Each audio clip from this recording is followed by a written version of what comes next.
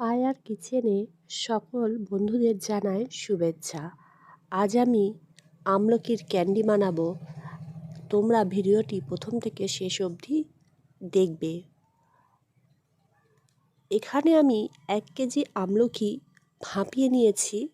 সব আমলকিটা ক্যান্ডি করার জন্য লাগবে না। এখান থেকে 300 গ্রাম আমি আমলকি নিয়ে ক্যান্ডিটা করব।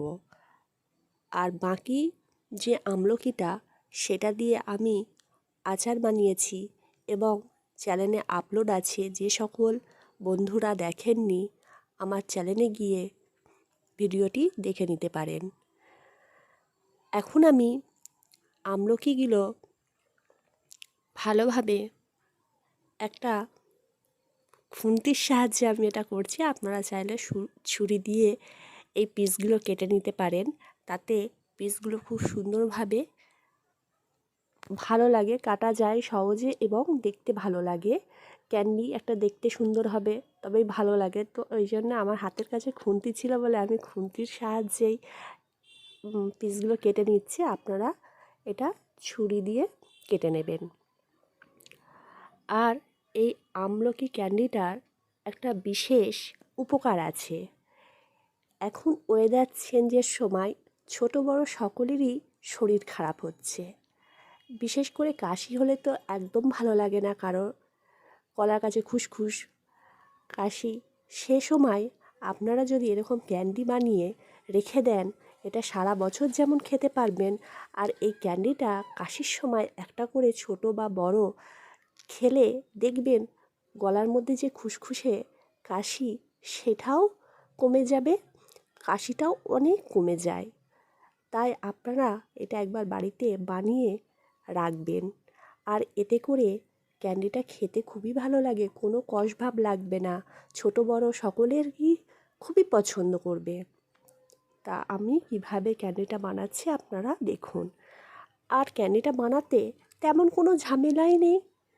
একবার কিন্তু বাড়িতে আপনারাও ট্রাই করবেন আর আমাকে তারপর কমেন্ট করে জানাবেন কেমন লাগলো, কতটা সুন্দর লাগছে পিসগুলো। ঠিক আপনারাও এইভাবে পিসগুলো করে নেবেন। আর এখন ক্যান্ডিটা একটি পাত্রের মধ্যে তুলে নিচ্ছি। আর পাত্র স্টিল বা পেতল ব্যবহার করবেন না। আমি ফাইবারের একটা বোলের মধ্যে সমস্ত আমলকিটা তুলে নিচ্ছি। এখন দিয়ে দিচ্ছি আমলকির মধ্যে 300 গ্রাম চিনি। আমলকির পরিমাণ আর চিনির পরিমাণ সমান রাখবেন।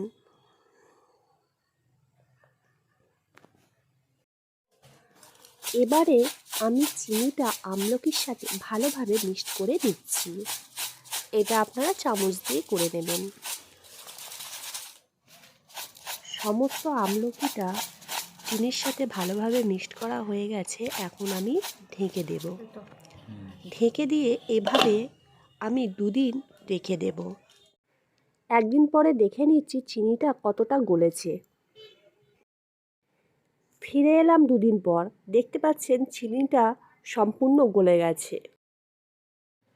এখন আমি আমলকিগুলো চিনির রস থেকে একটি পাত্রে তুলে রোদে শুকোতে দেব।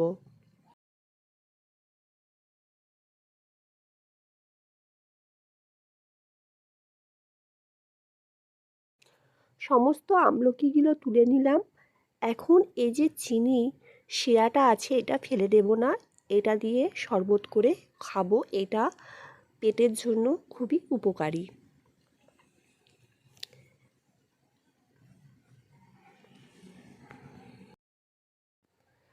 রোদের মধ্যে দেওয়ার পরে 2-3 ঘন্টা বাদে আমলকিগুলো হালকা নাড়াচাড়া করে দেবেন, এতে করে আমলকিটা ভালোভাবে শুকিয়ে যাবে।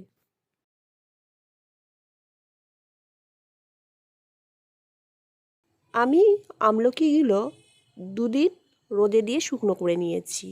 আর রোদের তাপমাত্রা কম থাকলে 3 দিন অথবা 4 দিন আপনারা দিয়ে এটা ভালোভাবে শুকনো করে কাঁচের বয়ামে ভরে রাখবেন। সারা বছর জুড়ে এটা খেতে পারবেন। চ্যানেলটি সাবস্ক্রাইব করে পাশে থাকবেন। ধন্যবাদ।